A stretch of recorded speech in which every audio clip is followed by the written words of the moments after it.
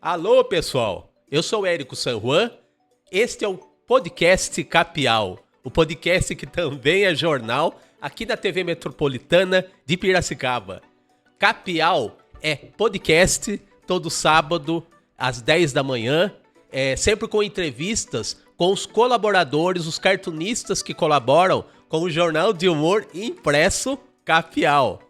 O jornal Capial é um encarte mensal de outro jornal aqui de Piracicaba, a Tribuna Piracicabana. O jornal Capial é um jornal de humor que sai na Tribuna Piracicabana como encarte todo final de mês, todo sábado final de cada mês. E vamos aqui trazer neste podcast Capial mais uma edição, mais um episódio do podcast Capial. Vamos trazer mais um colaborador aqui do nosso jornal. Trata-se de um paulistano da Clara e da Gema. Espero que não esteja enganado, né? Se não estraga a minha introdução aqui. Não está, não. Mas vamos começar aqui a conversar com um cara que é mais um veterano aqui das artes gráficas, do humor gráfico, desse Brasilzão de meu Deus. Trata-se de um cara que tem um nome peculiar, um nome curioso e que tem uma história, além da história do nome, uma história muito legal no humor gráfico desse Brasil, como eu já falei. Com vocês, Atílio. Seja bem-vindo, Atílio. Oi, tudo bem, Érico, pessoal? Prazer. O problema é que essa história de veterano já acaba comigo, né? Te entrega a idade. Olha, você pode ficar tranquilo que o cetro de veterano pertence a mim, porque comigo não tem desculpa, viu, Atílio? Careca, barrigudo e barbichento, eu sempre vou ser mais velho do que qualquer convidado aqui do Capial. Tá certo. Você viu? Eu caprichei em te consolar. É verdade, é verdade. Ô, Atílio, é o seguinte, eu queria começar aqui o nosso papo com a história que você estava me contando antes da gente começar aqui fora do ar e que a gente vai agora compartilhar com os ilustres espectadores aqui do podcast Capial. Conta a história da sua identidade, que teve momentos aí que duas mulheres te influenciaram para mudar o seu nome, mas na verdade para chegar numa maneira até mais confortável de você referir-se a si próprio, né? E que tem a ver também a história do seu nome com o seu avô. Conta a história aí do seu nome que, entre idas e vindas, sempre permaneceu o mesmo de alguma forma. Sim. Bom, a história é assim. Quando eu estava para nascer, meu pai vira para minha mãe e fala assim que eu ia me chamar Washington Luiz. A minha mãe subiu nas tamancas, falou, mas nem louco, mas nem morto. O Washington Luiz é nome de velho. O Washington Luiz, de jeito nenhum. Eu quero que o menino tenha o mesmo nome do seu Atílio, meu avô. Ela estava servindo ao meu avô, que tem o mesmo nome que o meu. Tinha o mesmo nome que o meu, Cláudio Atílio. Só o sobrenome não era o mesmo, que o meu avô era o padrasto do meu pai. O sobrenome do meu avô era um sobrenome lindo. Oss, H-O-S-S. O meu é o de Oliveira, que vem do meu pai do meu pai, o avô de sangue mesmo. Mas, enfim, esse eu nem conheci. Quando o pai do meu pai morreu, meu pai tinha 6 anos. Então, o meu avô era o padrasto do meu pai, que era o seu Atílio. E minha mãe falou, não, ele vai ter o nome do seu Atílio. Então, por muito pouco, eu não me chamei Washington Luiz. Washington Luiz, nome de avenida, nome de presidente. E, bom, como eu tinha falado também há pouco, talvez fosse interessante, não sei, talvez fosse, já tivemos até publicitário, o Washington Oliveto, um nome, né, um nome de responsa, mas eu acho que eu prefiro o Atílio, eu acho que eu prefiro o Cláudio Atílio. Mas aí o que acontece é o seguinte, eu vim depois, já tinha o meu avô. Então, na família, todo mundo chamava o meu avô de Atílio, aquela coisa mais respeitosa, e as mulheres, tipo, minha mãe chamava ele de seu Atílio, e eu era o Cláudio, da família, eu era o Cláudio, ninguém me chamava de Atílio, como até hoje, ninguém me chama na família. Minha mãe, tias que ainda estão vivas, primos, ninguém me chama de Atílio, eu sou o Cláudio. Mas aí, quando eu comecei a trabalhar e assinar, como eu olhava no espelho e via um Cláudio, não via um Atílio, pensei, bom, então sou o Cláudio Atílio. E comecei a assinar o nome composto, Cláudio Atílio. Isso durou mais uma década, porque foi toda a década de 80, comecinho da década de 90, e quando eu comecei a trabalhar na Veja São Paulo, naquela página que eu comecei a fazer na Veja São Paulo, eu acho que fui lá. Eu também não sei por quê, não lembro mais por quê. Eu limei o Cláudio e deixei só o Atílio. E aí, eu fiz o seguinte, o meu nome era para ter sido Cláudio Atílio, como o do meu avô, Cláudio Atílio, o Atílio com 2 T's. E isso não aconteceu. Meu pai foi me registrar esse segundo T, o cartório limou. E quando eu resolvi adotar o segundo nome, eu pensei, bom, eu vou fazer o serviço completo. Eu vou botar o Atílio do meu avô, como teria sido o meu nome. Uma espécie de homenagem, nome artístico. Então, eu botei na assinatura do trabalho o Atílio com 2 T's.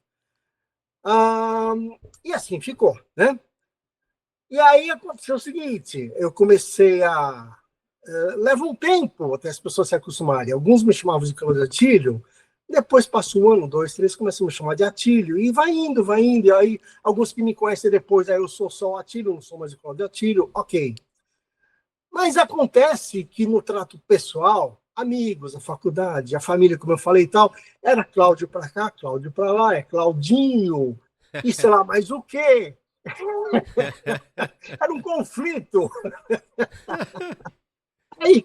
Aí uma namorada que eu já tinha no início dos anos 2000, já tinha se passado muito tempo, meu avô não estava mais vivo há muito tempo.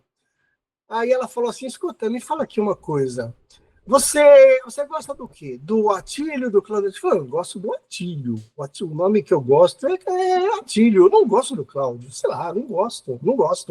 Então, você não larga a mão de bobagem. E quando você conhecer alguém, você fala assim, como é seu nome? O meu nome é Atílio. Eu pensei, puxa, ela tem razão, né? Tem razão. Eu me olhei no espelho e pensei, realmente eu sou o Atílio, preciso me convencer que eu sou o Atílio. Porque até então eu não me enxergava como Atílio. Eu passei a fazer isso, no início ficou até esquisito. Conheci alguém, como é seu nome? Atílio. Dava uma titubeada, de primeira, um ato falho, mandava ali um Cláudio, aí vinha o Atílio. Mas aí eu me acostumei. Agora, pessoas que eu conheci nesse tempo todo, Atílio. E aí o que aconteceu, o esquisito, é que eu não me vejo mais como Cláudio. Quando alguém me chama de Cláudio, eu fico bravo. Eu corrijo. Não, meu nome não é Cláudio, meu nome é Atílio. Mas sabe, Parece uma Atílio, loucura, porque ninguém sabe a razão, ela é tão extensa, tão cheia de detalhes. mas olha, ao fim e ao cabo, né? Eu posso concluir o seguinte: o que importa de verdade, talvez seja filosoficamente falando até, é que a gente não seja identificado por nomes impublicáveis. É Apenas isso. verdade. É verdade. Melhor assim. Ô, Atílio, é o seguinte, bom, até aí temos o seu nome, né? E o que acontece? Eu tava vendo lá no seu LinkedIn, né? Que você é um cara que não começou trabalhando diretamente com desenho, né? O que você foi fazer num banco, além de trabalhar, evidentemente? Olha, Érico, assim, é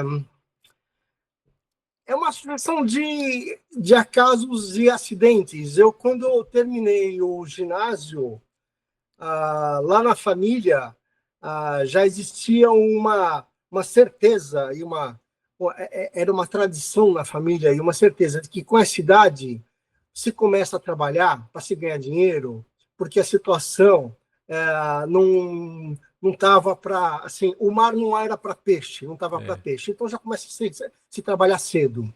Então, com 13 anos, eu já comecei a trabalhar, primeiro com meu tio, na verdade, um tio meu que é irmão do meu pai, esse é filho do do meu avô Atílio, o tio Antônio Carlos.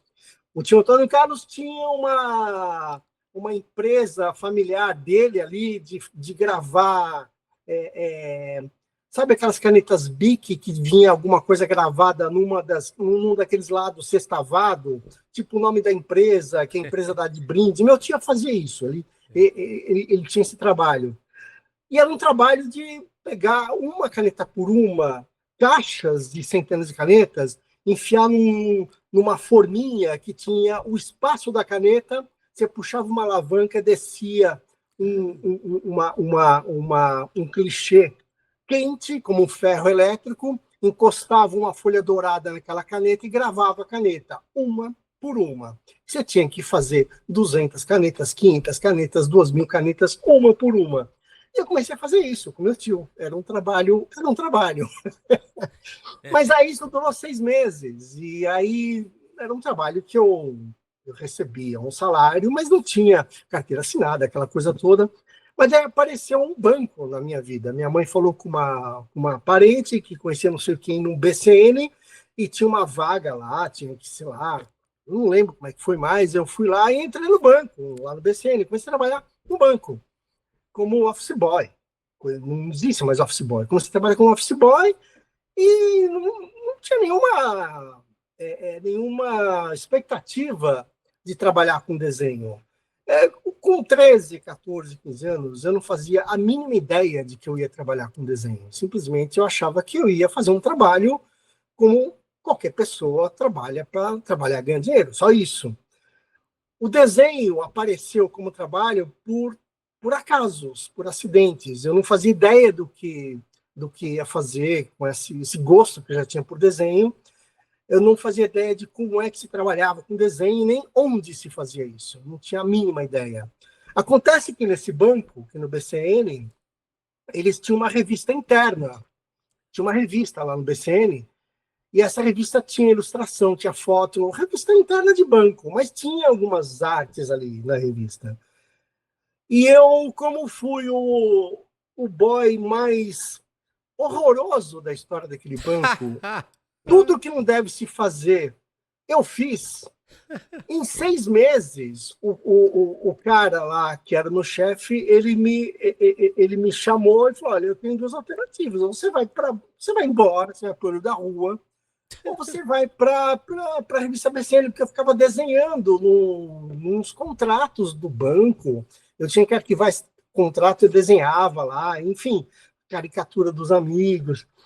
E o que aconteceu é que eu fui para essa revista. Eu fui para essa revista, e lá nessa revista eu conheci o mundo das artes gráficas que eu não sabia que existia, não fazia ideia de como que era até chegar lá.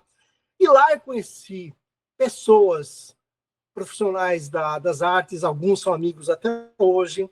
Lá eu conheci a maneira como se faz esse trabalho. Lá eu conheci materiais que eu nunca tinha visto na minha vida, como um nanquim da Thales ou um pincel da Winsor Newton, nunca tinha visto isso na minha vida. Então lá foi o lugar onde comecei a me transformar num profissional das artes gráficas. E lá, quando eu entrei lá, o colegial que eu fazia era um colegial que era o Liceu de Artes e Ofícios, onde eu tinha mais ou menos decidido que eu ia fazer arquitetura, porque arquitetos desenham, faz perspectiva de prédio, de casa, planta, fachada de prédios, então era um desenho. Mas quando eu entrei no liceu, não tinha acontecido essa história de revista BCN. A revista BCN veio depois. Quando veio esse negócio da revista BCN, eu já estava no liceu, aí rolou um conflito. Aí eu pensei, peraí, esse desenho que eu faço aqui na revista é o que eu quero fazer. Esse da arquitetura acho que não é o caso. E aí um amigo, o meu chefe lá na época, que é amigo meu até hoje, o Jesus falou assim, cara, larga isso. Você régua T, esquadro, compasso. Cara, você tá louco. Você larga isso, pelo amor de Deus. E foi o que eu fiz. Eu larguei o liceu e a ideia de ser arquiteto. Depois terminei o colegial em outra escola, mas aí já estava meio que claro o que eu ia fazer. Era desenhar dentro do universo das artes gráficas, o trabalho que se fazia em revistas, livros, jornais. Então, o começo foi assim, meio que por acidente, por caminhos incertos, as coisas aconteceram dessa forma. Que legal. E, Atílio, é o seguinte, eu conheci o seu trabalho, voltando só um pouquinho na história do nome, né? Quando você assinava Cláudio Atílio, no começo dos anos 1990 do século passado, né? Somos É, todos do século passado. E isso. assim, eu trabalhava no Jornal de Piracicaba, no suplemento infantil, obviamente, chamava Jornalzinho. Era o suplemento infantil nos moldes do que o Maurício fez ainda, né? Essa fórmula da folhinha, né? Da Que tinha um folhinha. ilustrador, geralmente que fazia tudo e de quebra fazia uns quadrinhos também. Era o que eu fazia. E nessa época chegava muita divulgação, pedido, releases das editoras de livros infantis, porque tinha uma seção no jornalzinho que divulgava livros infantis. E vendo alguns desses materiais que chegavam das editoras, tinha editoras que mandavam release e exemplares dos livros, e tinham editoras mais, digamos, pão duras, assim, que mandavam só as capas dos livros com os releases, né? Porque o que Certo. se iria reproduzir no máximo seria a capa e uma notinha falando de cada livro, né? E É, aí eu lembro de ver livros seus com capa, pelo menos as capas, né? Que esses livros com capas suas, dos quais chegavam as capas e os releases, né? Uns livros de inglês. Eu não lembro se eram livros da editora ah, FTD ou da é Moderna, da, não tô lembrado. da FTD, da FTD. São da FTD com toda certeza. E É, assim, não, foi esse meu primeiro contato que eu lembro, assim, pelo menos dentro do jornal. E aí eu queria puxar, aproveitar para você falar das suas influências, já que a gente ainda tá meio no começo da sua trajetória, né? Que desenhista que se você acompanhava, mesmo você não tendo perspectiva de trabalhar com desenho nesse começo, obviamente você devia ler muito quadrinho, ver desenho animado e tal, né? O que você gostava de ver nesse campo aí do humor, né, em geral, digamos assim? é, esse início meu no mundo das artes, ele não teve o suporte de uma, assim, de um conhecimento ah, cultural e artístico que pudesse me dar uma base. Eu não tinha isso. Eu vinha de uma casa simples, onde não se tinham livros. Não tinha um livro na minha casa, ninguém lia, cultura não fazia parte da minha infância e adolescência. Então, a única coisa que fazia eu escapar um pouco disso era, de novo, o meu avô. Quando eu ia Ah, na casa da minha avó, o meu avô era um leitor de jornal, coisa que na minha casa não acontecia. E aí, lá na casa do meu avô, eu pegava o jornal para ler também. E o jornal do meu avô me despertava curiosidade e vontade de conhecer outras coisas, tanto, tanto assim, que fosse para se ler ou para se ver. Então eu lia o jornal e também pegava as outras coisas para ver no jornal. E tinha ilustrações, tinha fotografias, tinha a folhinha, o jornal que o meu avô assinava era a Folha de São Paulo. Na folhinha, foi aonde eu conheci a primeira influência forte que teve no meu trabalho, foi na folhinha, que eu estou falando do Asterix. Eu não hum, conhecia os álbuns do Asterix, mas a folhinha tinha um período ali na folhinha que eles reproduziam histórias dos álbuns do Asterix de maneira fracionada, um pouquinho, a folhinha saía no sábado, né? Um pouquinho no sábado, um pouquinho no outro, e aí você ia lendo até completar a história. E eu lembro que começou a sair na folhinha o Combate dos Chefes. Se eu não me engano, acho que é a terceira aventura do Asterix. Foi a primeira vez que eu vi um Asterix.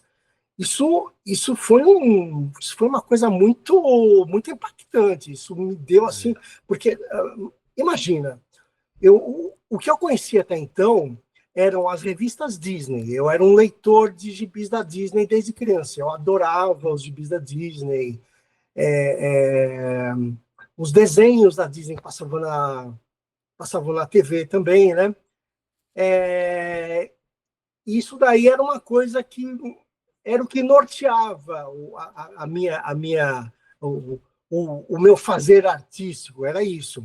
E quando eu me deparei com o Asterix, foi um negócio de impacto, porque o Asterix tinha uma riqueza de traço de personagem, detalhamento de cenário, que era um negócio que eu não tinha visto. Quando eu vi aquilo, eu fiquei enlouquecido com aqueles capacetes romanos, aquelas tavernas que apareciam em algumas histórias, aquela aldeia gaulesa, era um negócio inacreditável. Então, isso para mim foi um negócio muito forte, né? Ah, bom, isso daí permaneceu durante algum tempo, não sei quanto tempo, alguns anos. O que aconteceu em seguida foi quando eu já estava nessa revista BCN, e lá eu vi pela primeira vez o desenho do Ziraldo, que eu não conhecia também.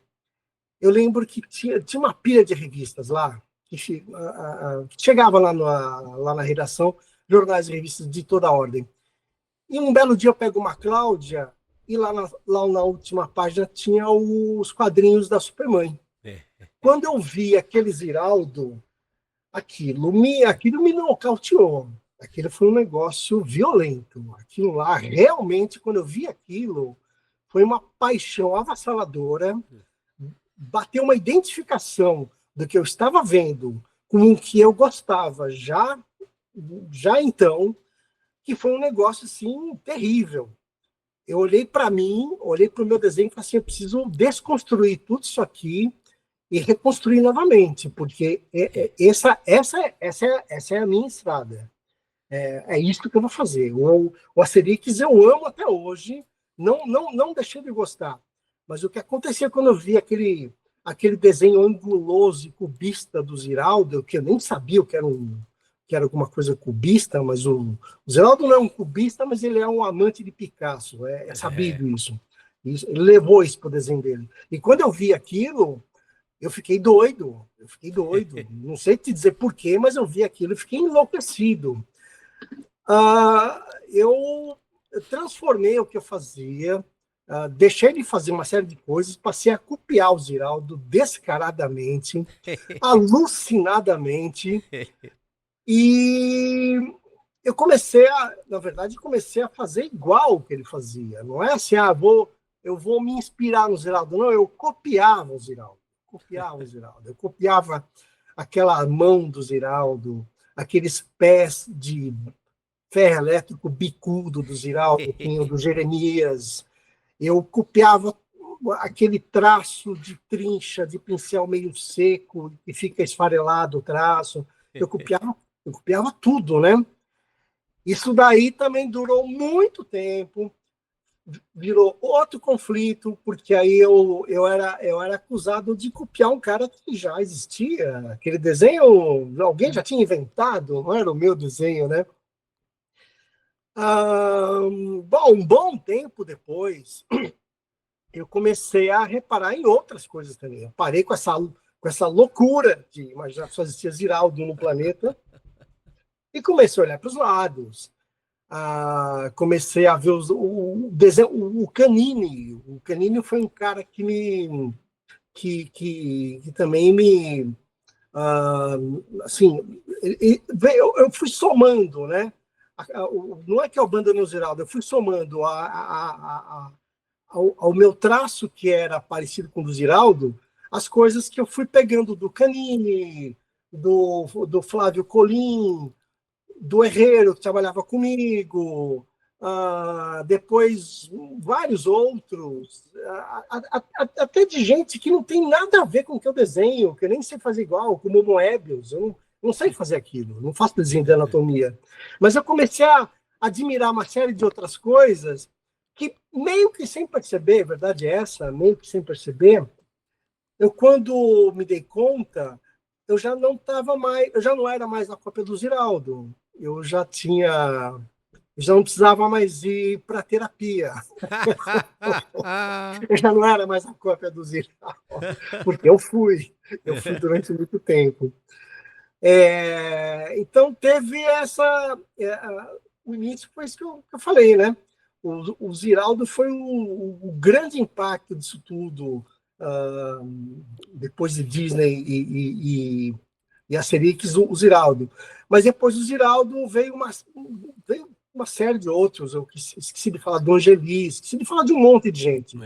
Eu vejo que o meu desenho hoje, se eu fosse definir, é difícil falar, definir.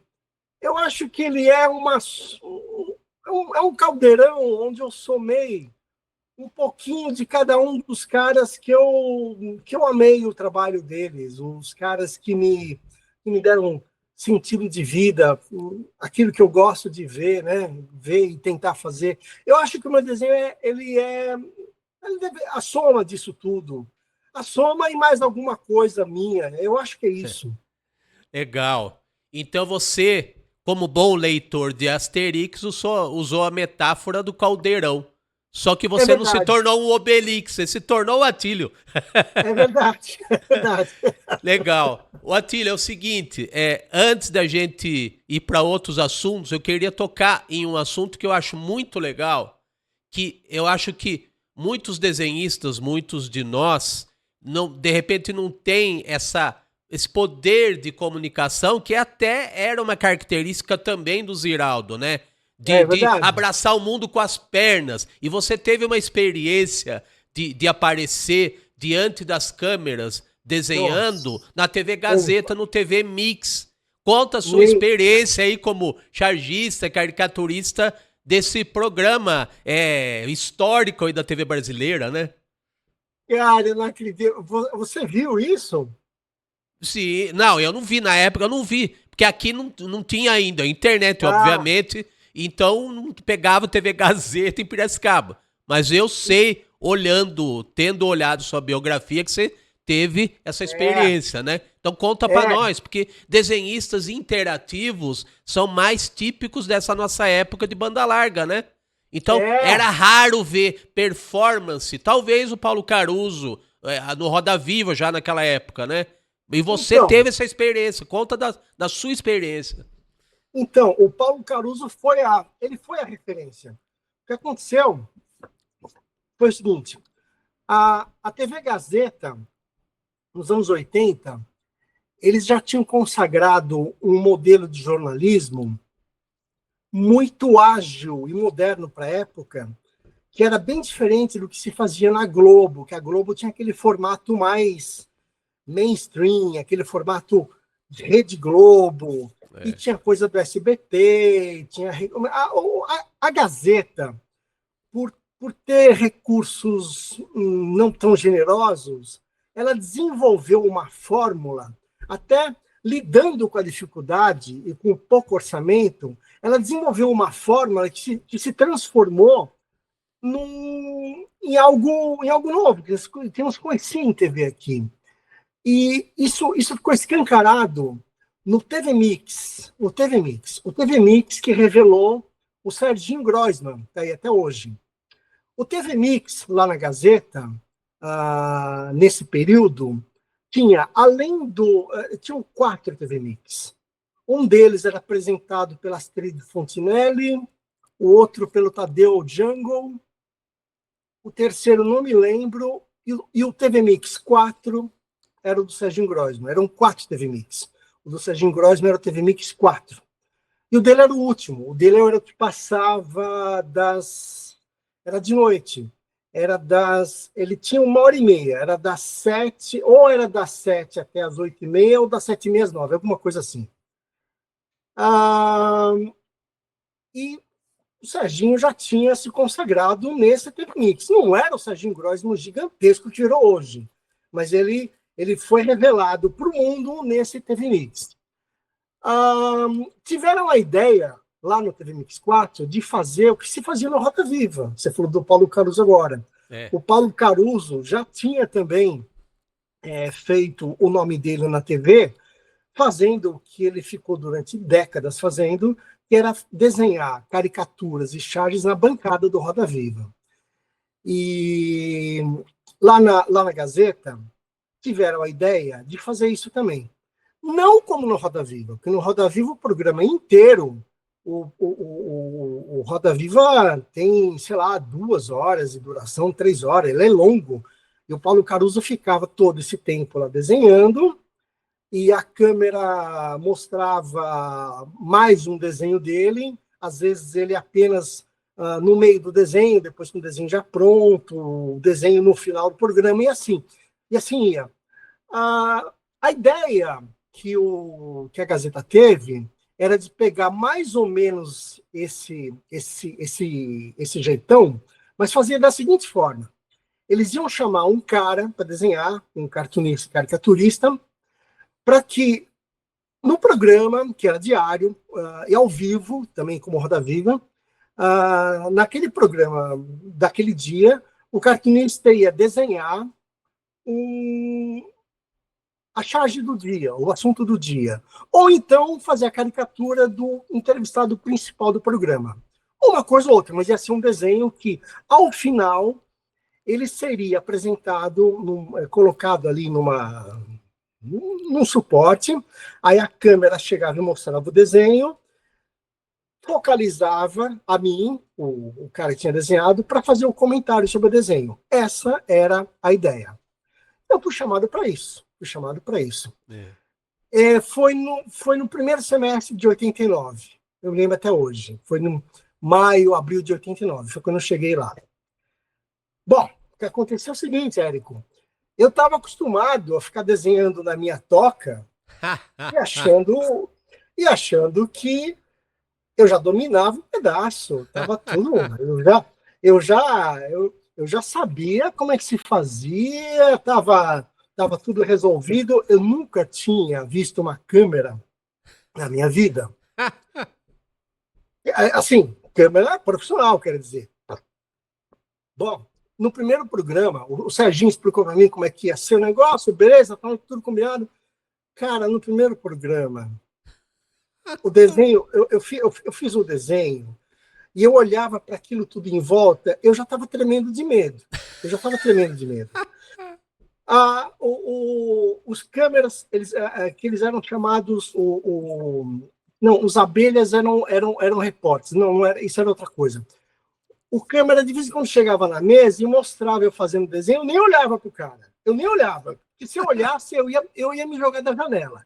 Eu continuava lá na minha mesa, fazendo o que tinha que fazer, e sabendo que até 8h30, 9 horas, como eu disse, não lembro mais o final do horário do programa, tinha que estar pronto. Eu tinha 1h30 para fazer o que tinha para fazer. Quando acabou, eu fui para um lugar que já tinha me falado onde é que eu tinha que ir, sentei lá, era meio alto o lugar. Aí vem aquela câmera, cara, eu acho que naquele tempo as câmeras eram maiores, não sei como é hoje, mas a câmera, ela tinha o tamanho, bicho, o tamanho do prédio do Banespa, meu. A câmera era gigante. Chegou aquela ameaça na minha frente, e aí aquela luz, o cara ligou aquela luz branca estourou na minha cara. Eu pensei, pronto, é o paredão. E aí o microfone postado na minha frente, o Serginho encerra a fala dele, olha para trás, é a minha vez. Bom, o meu desejo, o meu primeiro desejo fosse que o meu desenho falasse, para que eu não precisasse falar. Só que o desenho não fala, e eu tive que falar. Cara, eu não sei o que eu falei, nem como eu falei, só sei que depois que eu cheguei em casa, eu tinha falado para o meu pai, grava, o programa vai ser no fim, já tinha dado uma fita de vídeo, Quando eu cheguei em casa, eu vi aquela fita de vídeo, era vergonhoso. Era vergonhoso. A minha voz era a coisa mais vacilante, trêmula e amedrontada desse mundo. E eu pensei, não, eu não vou conseguir. Eu não vou conseguir. É impossível. Como é que essas pessoas falam para a câmera com essa naturalidade, com essa desenvoltura? Deve ter feito algum curso. Eu não vou conseguir jamais um negócio desse. E o dia seguinte eu fui me arrastando. E assim foi, assim foi, assim foi. Bom, o fato é o seguinte: é um negócio muito louco esse papo de TV. A câmera assusta, realmente. A câmera é um negócio que. Ainda mais o programa sendo ao vivo, né? É, Porque eu sabia que esse TV Mix 4 ele dava, acho que, 1 ponto de audiência no Ibope. O Ibope era o medidor da época. 1 ponto ou 2, alguma coisa assim. Imagina, não chegava nem perto de Rede Globo, que era 40, 50, 60. 1 ou 2, um negócio assim. Mas isso significava 1 ou 2 pontos na audiência em São Paulo, significava 400, 500 mil espectadores. E quando aquela câmera apontava para mim, eu via os 500 mil olhos olhando para mim. Era isso que eu via. Eu pensava, cara, tem 500 mil pessoas me olhando. Isso daí é um negócio assustador, isso, né? Bom, a verdade é o seguinte: depois de algumas semanas, alguns meses, eu comecei a me acostumar. Você se acostuma com qualquer. As pessoas se acostumam com tudo. Eu comecei a me é. familiarizar com aquele ambiente, com aquela câmera, com aquela luz. E aos pouquinhos eu fui me soltando, a voz foi saindo melhor, os meus comentários foram saindo com um pouquinho mais de graça do que aquela coisa insossa que era no início. É, Até que chegou um ponto que alguns amigos falaram: pô, foi legal isso aí, eu gostei e tal, não sei o que, você falou, ficou legal e tal. Cara, a verdade é o seguinte: depois de quase um ano, quando eu já estava realmente dominando aquele negócio, eu achava que estava dominando, quando eu já estava me sentindo em casa, o Collor venceu as eleições, Ah, assumiu a presidência, deu uma limada na poupança e no dinheiro de todo mundo. A Gazeta era pobre pra caramba, ele acabou com todo mundo que tinha dinheiro em algum lugar, e a Gazeta não foi diferente. Conclusão: TV Mix não pôde continuar, acabou TV Mix. puxa vida. O Collor assumiu no dia 15 de março, alguma coisa assim, de 90. O TV Mix acabou 3 dias depois. Putz. O TV Mix não conseguiu segurar durante um mês. Enfim, quando eu já estava realmente me sentindo à vontade na parada, Ô, acabou o Atílio, mas programa. você sabe que você falou do Ziraldo e até uma coisa, seu Atílio, que você podia ter aprendido com o mestre, né? Presença de palco, né? Um lado performático que eu acho que a galera que nasceu com a internet, né? Já praticamente nasceu fazendo selfie do próprio nascimento, sabe? É Esse verdade. pessoal já nasceu com câmera na cara, sabe? É E verdade. assim, mas eu acho também que não é só a questão olha, eu bancando o psicólogo aqui de boteco, né? Enfim. Eu acho que a gente é sempre válido a gente ter esse tipo de experiência. Porque queira É, ou não, mesmo que a gente fique na toca, o desejo, a gente faz arte para mostrar, né? Só é que muitas verdade. vezes a gente quer que a arte, como você falou, que você queria que o seu desenho falasse por você. É, Simbolicamente é isso mesmo, né? Mas é. quando a gente tá junto com o trabalho, né? A gente aprender a ter, como disse o amigo meu que tá lá no Roda Viva, por sinal, no lugar do Caruso, o Hum. Veronese, ele viu uma entrevista minha recente e ele falou: é legal você dando entrevista porque você tem, entre aspas, presença de palco. Não, mas exatamente, é importante. Ah, o mundo do desenho, ele não é o mundo real. E É. O que nos apresenta é o desenho, mas nós também nos apresentamos para o resto do mundo como todo mundo faz, falando, ouvindo, temos uma cara, temos uma imagem. Então, eu acho muito ruim quando o desenhista ele se toca daquela maneira, onde deixa que eu só faça o meu desenho, o resto... quer dizer, um monte deles são assim. Eu já fui muito assim, eu acho até que eu aprendia a me soltar um pouco mais, mas a verdade é que o mundo não é feito por desenhistas e para os desenhistas. A gente tem que aprender a lidar com todo o resto. Então, quando você vai falar com alguém, você tem que fazer uma apresentação num palco, ou vai fazer isso que eu estou fazendo com você aqui agora, ou esse negócio da TV, caramba, os caras querem, além de ver o que você faz, eles querem olhar para você, ouvir você, ver sentido nisso que você está falando. Então é muito importante, claro que é. E uma coisa também, Atílio, para você ver como que, no meu caso, eu tinha uma época que, claro, a gente é tímido, não tem maturidade, até para se apresentar, né, na vida, né, praticamente, para conversar com alguém normalmente, né, sem ter 500 mil pessoas olhando para você, né? Então é o seguinte, só para você ver como que eu tinha vontade de ter essa presença além do desenho, basta dizer que eu, como muitos desenhistas, eu fiz lá os meus ensaios de gibizinhos quando eu era moleque, né? E eu sempre desenhava a mim junto com os personagens. E os meus personagens sempre me sacaneando no quadrinho. Então, por aí dá pra ver desde a origem que eu queria aparecer junto com o desenho. E hoje, em tempos de internet, isso é possível, né? De uma maneira até mais fácil. E pode ser que seja questão de geração, de temperamento, mas eu acho que ajuda bastante, né? Então é por aí. Aí eu queria engatar, Cláudio, Atílio, vou chamar você de Atílio, que você já falou que odeia ser chamado de Cláudio. Então eu vou controlar aqui a boquinha. Mas é o seguinte, eu queria que você falasse... Como eu já disse no início, eu não vou esconder de você, que eu realmente prefiro. É o seguinte... Em uma hora, claro que não dá pra gente falar de tudo que você fez, que são muitos anos, muitas décadas de carreira. Mas eu queria que você falasse de uma experiência em especial no mundo, no mercado editorial, que foi a ilustração, a sua atuação como ilustrador de uma revista que tinha muito mais que 500 mil leitores, mas mesmo assim era numa escala local, só que local dentro de uma metrópole, que era as ilustrações que você fazia para as crônicas da última página da revista Veja São Paulo, que era uma costela da revista Veja, né?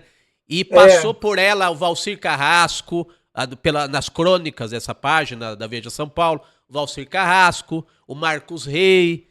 Você, como é que foi essa experiência para você de ilustrar esses autores aí que se tornaram clássicos, o Marcos Rey, principalmente pela coleção Vagalume, né? Mas pelos livros adultos dele, retratando São Paulo, e também o Valcir Carrasco, que depois veio a ser um novelista de mão cheia aí.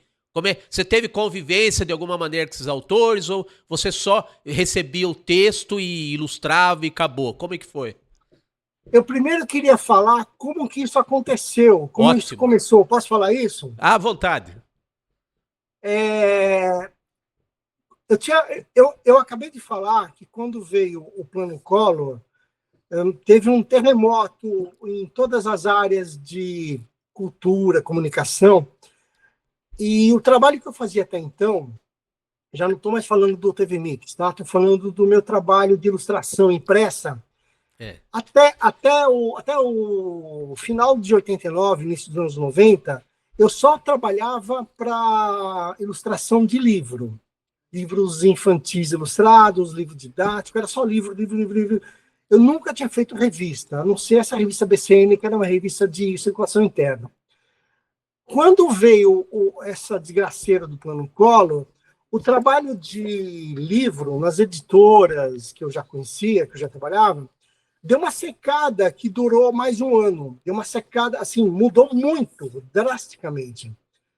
Ah, aí eu pensei, bom, eu vou ter que dar uma mudada no eixo desse negócio aqui. Aí fiz o seguinte, eu peguei aquela pasta A2 de portfólio, que portfólio naquela época era assim, aquela pasta gigantesca, com aquele monte de plástico, com ilustrações, impresso que você botava dentro. Eu peguei uma pasta dessa, botei os melhores trabalhos. Um amigo me deu uns telefones que ele já tinha lá da editora Abril, uns 2 ou 3. Eu fui levar o meu trabalho. Eu fui na Abril da Marginal Tietê, onde tinha a gráfica. Eu fui na Abril da Berrine, tinha um prédio na Berrine. Eu fui, acho que em 13 visões da Abril. E eu comecei a fazer umas revistas. Pintou algumas coisas com essa minha prospecção aí. Eu comecei a trabalhar para Super Interessante, de uma maneira bastante até todo mês, a revista passou a me chamar, para Quatro Rodas, a Exame, muito eventualmente, e a Veja, muito mais eventualmente ainda, que eu fui na Veja também. Mas era assim, sabe? Uma coisa aqui, outra ali. O mais constante era Super Interessante e Quatro Rodas. E aí eu tinha já dado uma mudada nos veículos que publicavam o meu desenho. Deixou de ser só livro, passou a ser revista também. Mas ainda tinha um livrinho aqui, outro ali, tá? Esse negócio de começar a ir na Abril, levar trabalho, depois levar nota fiscal, porque a nota fiscal era física. Aí você começa a conhecer as pessoas, né? Você começa a conhecer gente diferente.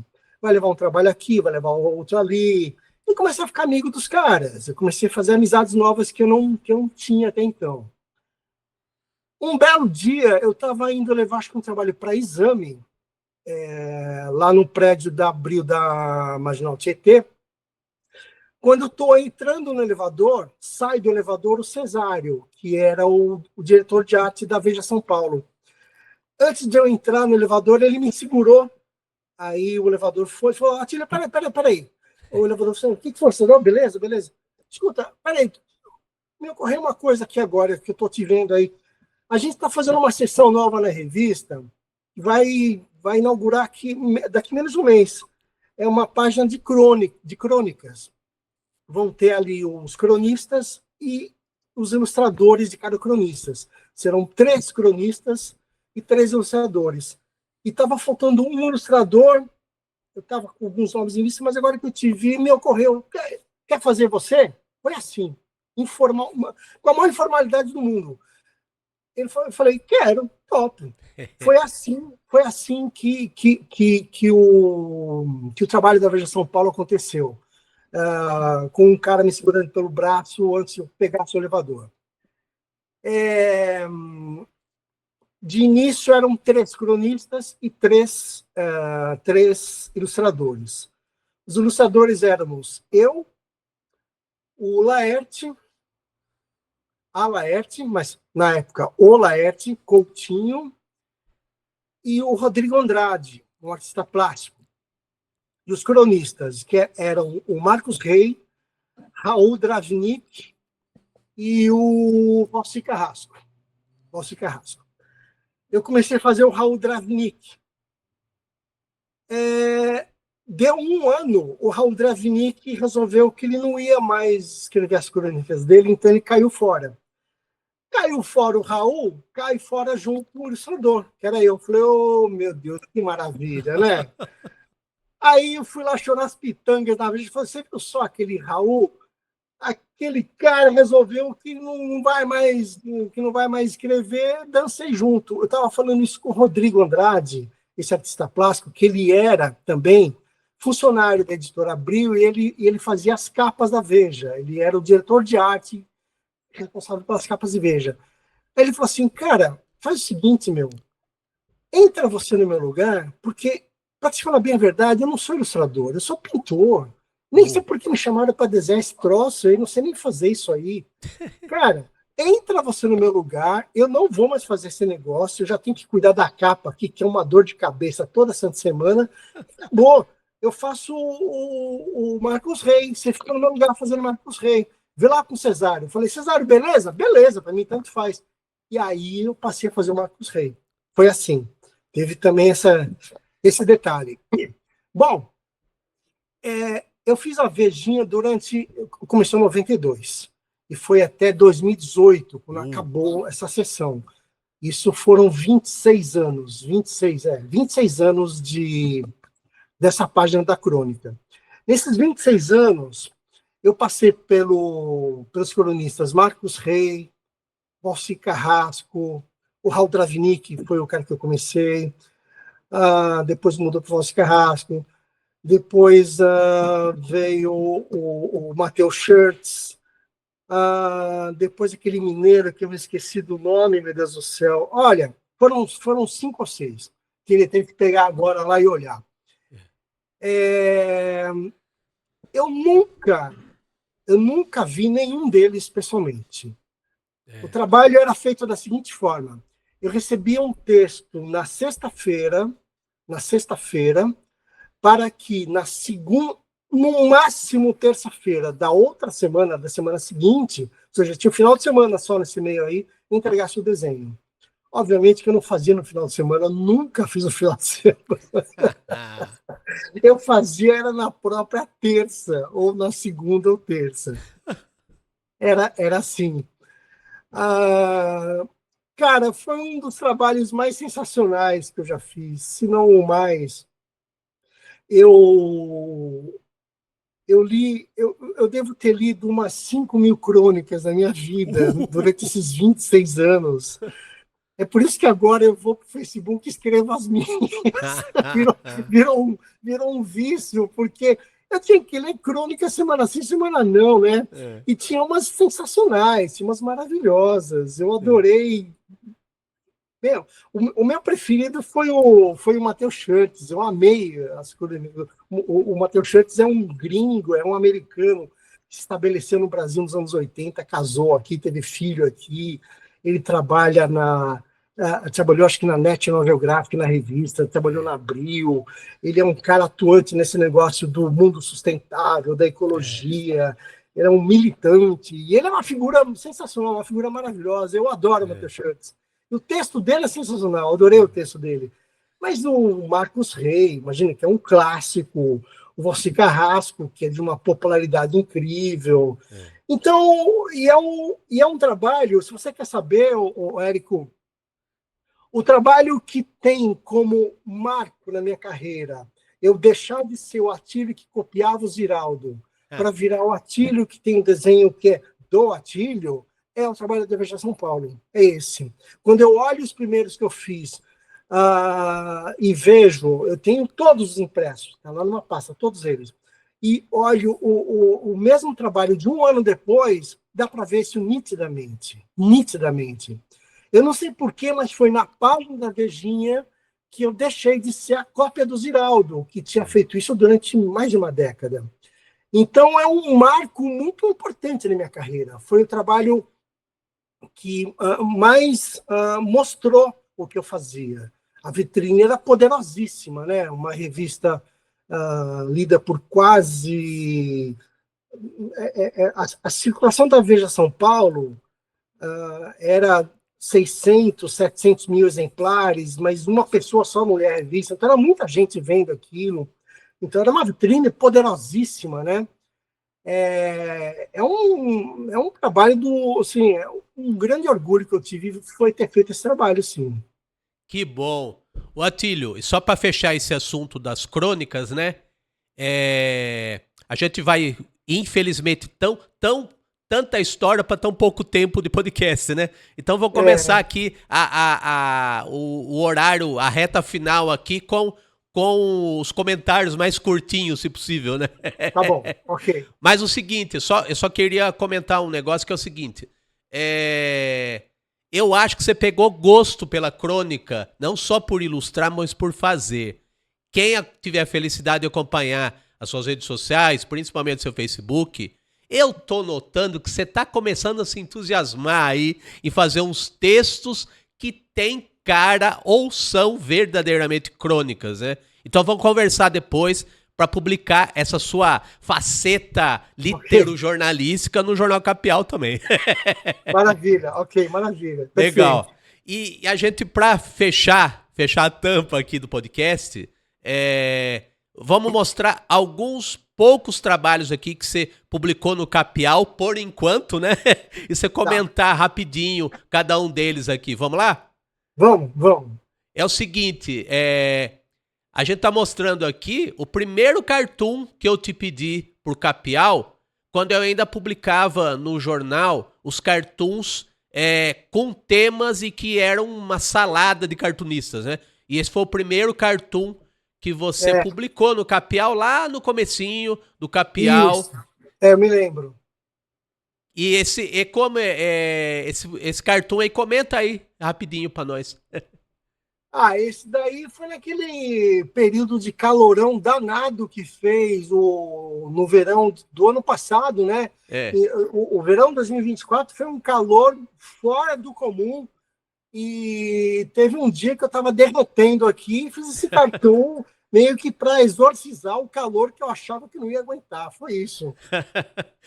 Legal. Vamos pro próximo, Danilo? Outra ilustração aqui, que é uma ilustração que eu gosto bastante. Tanto eu gosto que eu publiquei, infelizmente, um detalhe dela na capa do Jornal Capial mais recente, a edição 19. Vamos dizer que eu editei a ilustração, praticamente publiquei a metade dela na capa, né? Mas a origem dela, obviamente, não é o Capial. Como é que surgiu essa ilustração aí? Isso aí foi para a Veja. A Veja pediu para fazer uma ilustração de página dupla, onde tinha um cenário, que é esse, e tinha uns 25 personagens que eu fiz eles à parte. Carinhas, homens e mulheres, todos falando no celular, se eu não me engano era isso, tinha alguma coisa a ver com o celular. E aí os personagens foram inseridos nessas janelonas pretas, entrou um aqui, outro ali, tinha um carrinho andando nesse viaduto também, um carinha andando lá embaixo na rua. A origem foi isso, a Veja pediu para fazer isso aí, e depois que eu fui lá na Veja pegar a Ilustra de volta, eu pensei, pô, isso aí eu vou pegar, porque ela é grandona, a Ilustra é grandona, ela tem uns 50 centímetros de largura, eu fiz no papel, cheguei lá, o Tadeu falou assim, essa daí não volta não. Eu falei, por quê? O chefe levou, o chefe era o Nery. Eu falei assim, mas o que aconteceu? Como assim? O chefe falou que essa é dele, levou para casa dele. Eu falei, filha... Vamos pro próximo, Danilo, que aí é a versão editada para a capa do Capial. A capa do Capial, como eu falei, eu publiquei uma versão editada, né? E eu fico mais feliz porque eu não sabia que você tinha inserido ainda desenhos dentro dessa ilustração. Então, de alguma forma, a gente está publicou um desenho semi-inédito, né? É verdade, porque não foi dessa forma que saiu na revista. Tinha um monte de gente. Legal. Vamos pro próximo, Danilo? A próxima, o que é um cartoon? Esse cartoon, no momento que a gente tá conversando, não saiu no Capial, mas eu já tô na fila para publicar. Esse você fez por Facebook, pelas redes sociais? Como é que foi? Não, isso daí eu acho, sim, isso foi Piracicaba do ano passado, é isso. O ano passado, para Piracicaba, fiz uma porrada de coisas, esse foi um deles, foi isso aí. Mas esse foi selecionado no Salão de Piracicaba? Não, esse não foi não. Então esse é inédito? Eu depois mostrei no Facebook, porque lá o que foi selecionado foi um outro, que você até também colocou na Capial. Isso. E uma caricatura da Elza Soares. E também tinha uma charge do Tarcísio, do governador. Tá. Esses foram os três, foram selecionados. Esse aí não foi não, esse não foi não. Foi selecionado por um dos próximos Capial. Você não vai escapar de mim, não. Tá bom. Legal. Danilo, então vamos agora realmente terminar, né? Com a maneira pela qual os ilustres espectadores aqui do podcast Capial podem encontrar o Atílio, né? O Atílio pelos meios virtuais, né? pelos meios virtuais, pode chegar ao Atílio da vida real, né? @Atílio com 2 T's, por favor, arte com T mudo. Atílio com 2 T's, arte com T mudo. É isso? É isso aí. Beleza. Ô Atílio, como eu disse, é muita história para pouco tempo, né? Então, como a gente ainda não inaugurou o modo de fazer podcasts piracicabanos em 5 horas dentro de um porão, mas 1 hora apenas dentro de um estúdio, né? Então, queria te agradecer pela confiança de você ter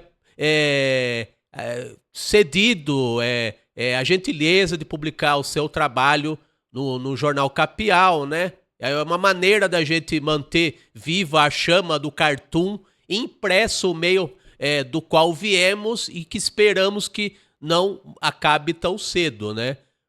Então, e agradecer também pela felicidade de ter conhecido seu trabalho já naquele período meu de formação, né? Que a gente está começando e a gente, assim como você se guiou pelo Ziraldo, né?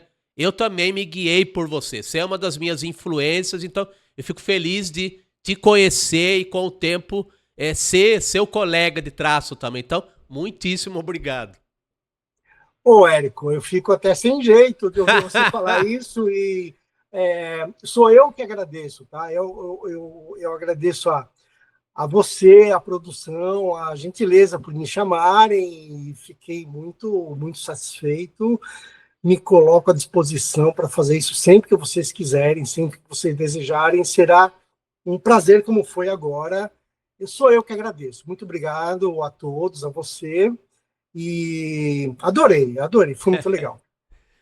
Muito bem. Obrigado, Atílio. Até a próxima. Até a próxima. Abração. Valeu. Muito Tchau, bem, tchau. pessoal. E a gente sempre termina pra valer mesmo, dando aqui o Instagram, o meio pelo qual os nossos espectadores podem encontrar o Jornal Capial.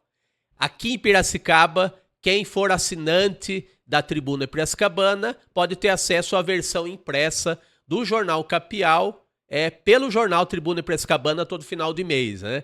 Mas para o pessoal do resto do mundo, né?